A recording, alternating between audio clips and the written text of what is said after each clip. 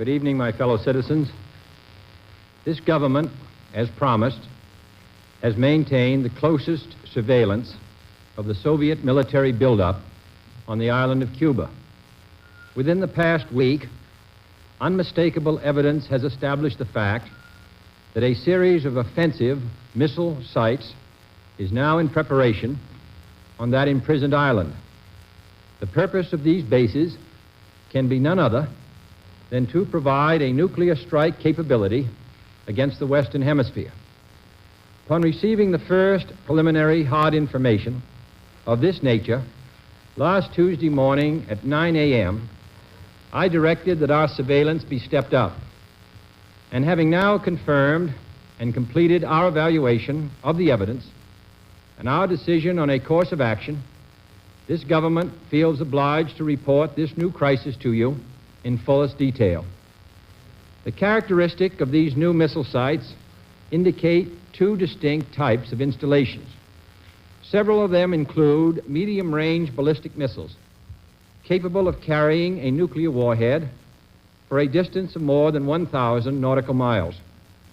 Each of these missiles, in short, is capable of striking Washington, D.C., the Panama Canal, Cape Canaveral, Mexico City, or any other city in the southeastern part of the United States, in Central America, or in the Caribbean area.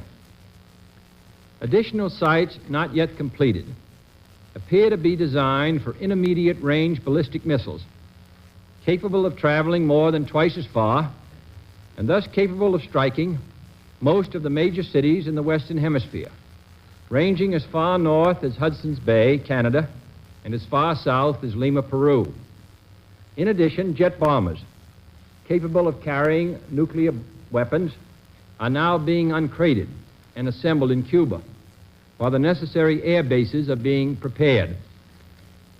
This urgent transformation of Cuba into an important strategic base by the presence of these large, long-range, and clearly offensive weapons of sudden mass destruction constitutes an explicit threat to the peace and security of all the Americas, in flagrant and deliberate defiance of the Rio Pact of 1947, the traditions of this nation and hemisphere, the joint resolution of the 87th Congress, the Charter of the United Nations, and my own public warnings to the Soviets on September 4th and 13th. This action also contradicts the repeated assurances of Soviet spokesmen, both publicly and privately delivered, that the arms buildup in Cuba would retain its original defensive character, and that the Soviet Union had no need or desire to station strategic missiles on the territory of any other nation.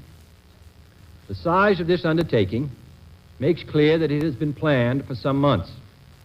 Yet only last month, after I had made clear the distinction between any introduction of ground-to-ground missiles and the existence of defensive anti-aircraft missiles, the Soviet government publicly stated on September 11th that, and I quote, "The armaments and military equipment sent to Cuba are designed exclusively for defensive purposes," unquote. That there is, and I quote the Soviet government, "there is no need for the Soviet government to shift its weapons for a retaliatory blow to any other country, for instance, Cuba," unquote. And that, and I quote the government, "the Soviet Union has so powerful rockets to carry these nuclear warheads that there is no need to search for sites for them beyond the boundaries of the Soviet Union," unquote. That statement was false. Only last Thursday, as evidence of this rapid offensive buildup was already in my hand, Soviet Foreign Minister Gromyko told me in my office that he was instructed to make it clear once again, as he said his government had already done, that Soviet assistance to Cuba, and I quote, "pursued solely the purpose of contributing to the defense capabilities of Cuba," unquote. That, and I quote him, "training by Soviet specialists of Cuban nationals in handling defensive armaments was by no means offensive. And that if it were otherwise," Mr. Gromyko went on, "the Soviet government would never become involved in rendering such assistance," unquote. That statement also was false. Neither the United States of America nor the world community of nations can tolerate deliberate deception and offensive threats on the part of any nation, large or small. We no longer live in a world where only the actual firing of weapons represents a sufficient challenge to a nation's security to constitute maximum peril. Nuclear weapons are so destructive and ballistic missiles are so swift that any substantially increased possibility of their use or any sudden change in their deployment may well be regarded as a definite threat to peace. For many years, both the Soviet Union and the United States, recognizing this fact, have deployed strategic nuclear weapons with great care, never upsetting the precarious status quo, which ensured that these weapons would not be used in the absence of some vital challenge. Our own strategic missiles have never been transferred to the territory of any other nation under a cloak of secrecy and deception. And our history, unlike that of the Soviets since the end of World War II, demonstrates that we have no desire to dominate or conquer any other nation or impose our system upon its people. Nevertheless, American citizens have become adjusted to living daily on the bullseye of Soviet missiles located inside the USSR or in submarines. In that sense, missiles in Cuba add to an already clear and present danger. Although it should be noted, the nations of Latin America have never previously been subjected to a potential nuclear threat. But this secret, swift, extraordinary buildup of communist missiles in an area well known to have a special and historical relationship to the United States and the nations of the Western Hemisphere, in violation of Soviet assurances and in defiance of American and hemispheric policy, this sudden, clandestine decision to station strategic weapons for the first time outside of Soviet soil is a deliberately provocative and unjustified change in the status quo, which cannot be accepted by this country if our courage and our commitments are ever to be trusted again by either friend or foe. The 1930s taught us a clear lesson. Aggressive conduct, if allowed to go unchecked and unchallenged, ultimately leads to war. This nation is opposed to war. We are also true to our word. Our unswerving objective, therefore, must be to prevent the use of these missiles against this or any other country, and to secure their withdrawal or elimination from the Western Hemisphere. Our policy has been one of patience and restraint, as befits a peaceful and powerful nation which leads a worldwide alliance. We have been determined not to be diverted from our central concerns by mere irritants and fanatics. But now further action is required, and it is underway, and these actions may only be the beginning. We will not prematurely or unnecessarily risk the course of worldwide nuclear war, in which even the fruits of victory would be ashes in our mouth. But neither will we shrink from that risk at any time it must be faced. Acting, therefore, in the defense of our own security and of the entire Western Hemisphere, and under the authority entrusted to me by the Constitution, as endorsed by the resolution of the Congress, I have directed that the following initial steps be taken immediately. First, to halt this offensive buildup, a strict quarantine on all offensive military equipment under shipment to Cuba is being initiated. All ships of any kind bound for Cuba, from whatever nation or port, will, if found to contain cargoes of offensive weapons, be turned back. This quarantine will be extended, if needed, to other types of cargo and carriers. We are not at this time, however, denying the necessities of life, as the Soviets attempted to do in their Berlin blockade of 1948. Second, I have directed the continued and increased close surveillance of Cuba and its military buildup. The foreign ministers of the OAS, in their communique of October 6, rejected secrecy on such matters in this hemisphere. Should these offensive military preparations continue, thus increasing the threat to the hemisphere, further action will be justified. I have directed the armed forces to prepare for any eventualities, and I trust that in the interest of both the Cuban people and the Soviet technicians at the sites, the hazards to all concerned of continuing this threat will be recognized. Third, it shall be the policy of this nation to regard any nuclear missile launched from Cuba against any nation in the Western Hemisphere as an attack by the Soviet Union on the United States, requiring a full retaliatory response upon the Soviet Union. Fourth, as a necessary military precaution, I have reinforced our base at Guantanamo, evacuated today the dependents of our personnel there, and ordered additional military units to be on a standby alert basis.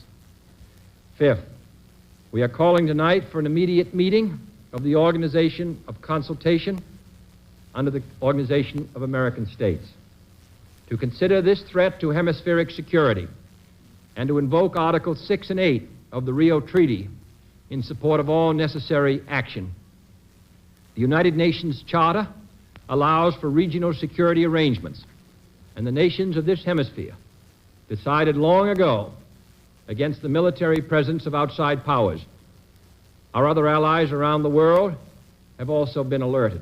Sixth, under the Charter of the United Nations, we are asking tonight that an emergency meeting of the Security Council be convoked without delay to take action against this latest Soviet threat to world peace.